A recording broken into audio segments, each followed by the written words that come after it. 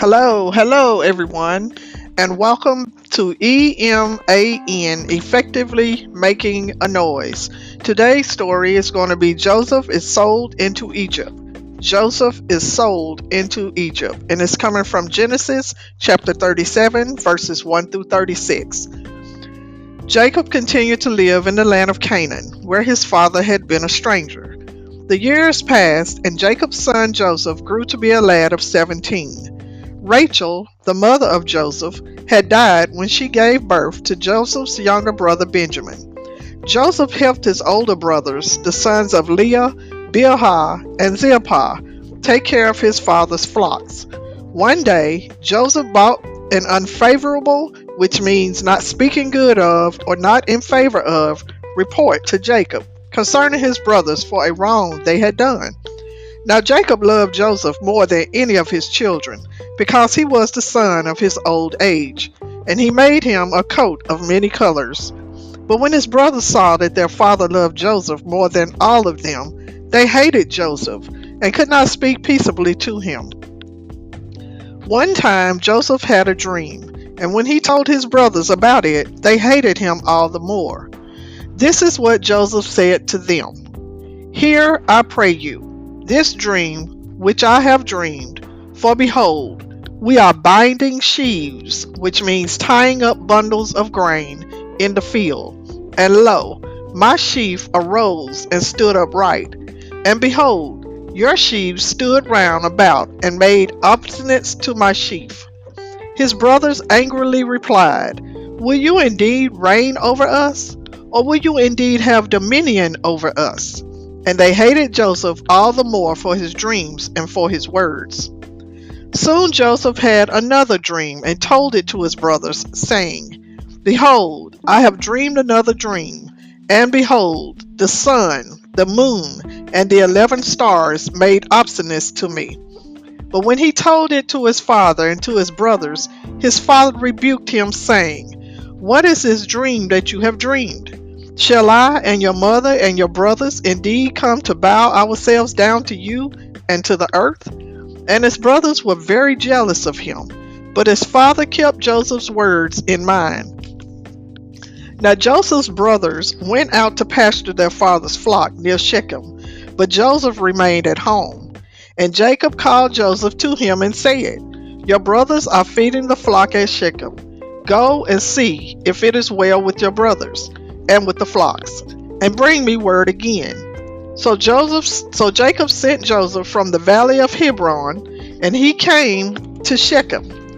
A certain man saw Joseph wandering about in the fields, and said to him, "What are you looking for?"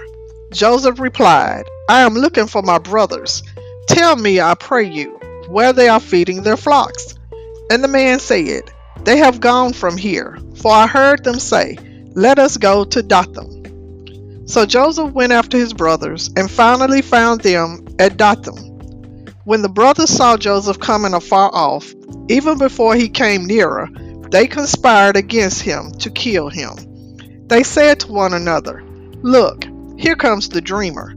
Come now, therefore, and let us kill him, and throw him into a pit. We will say some evil beast has devoured him, and we shall see what will become of his dreams." When Reuben heard this wicked plot, he sought to deliver Joseph out of their hands. Reuben pleaded with his brothers, saying, "Let us not kill him. Let us shed no blood, but cast him into this pit that is in the wilderness, and lay no hand upon him." What Reuben had in mind was that he might later rescue Joseph from the pit and bring him back to his father. Reuben's counsel prevailed, which means advice or plan won out. And when Joseph came to his brothers, they stripped him of his coat, the coat of many colors that he wore. And they seized him and cast him into a deep pit. The pit was empty. There was no water in it. Then the selfish brothers sat down to eat, not caring how Joseph suffered in the pit. Happening to look up, they beheld a caravan of Ishmaelite merchantmen coming from Gilead, bound for Egypt, with their camels bearing spices, balm, which means sweet-smelling oil used for medicine, and myrrh. Judah said to his brothers, What good is it to us if we kill our brother and conceal his blood? Come, let us sell him to the Ishmaelites, and let not our hand be upon him. For he is our brother and our flesh." The brothers agreed to Judah's plan. Then, as the caravan of traders passed by, they pulled Joseph out of the pit and sold him to the Ishmaelites for 20 pieces of silver. And the merchants took Joseph with them to Egypt. When Reuben returned from caring for the sheep to the pit where Joseph had been placed, and noticed that he was no longer in the pit, he tore his clothes in sorrow and dismay, and hurried back to his brothers.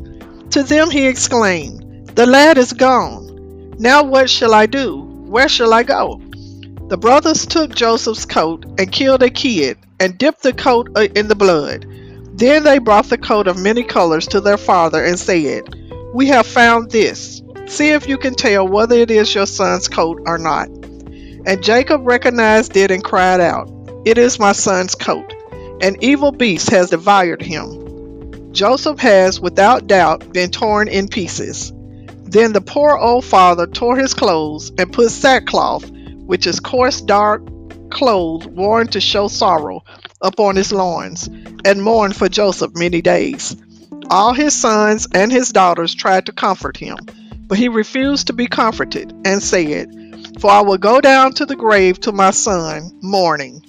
Thus Jacob wept for Joseph, not knowing that someday he would see him again. In the meantime, the Ishmaelite merchants sold Joseph into Egypt to Potiphar, an officer of Pharaoh's, the captain of the guard. And that is the end of this story. Peace.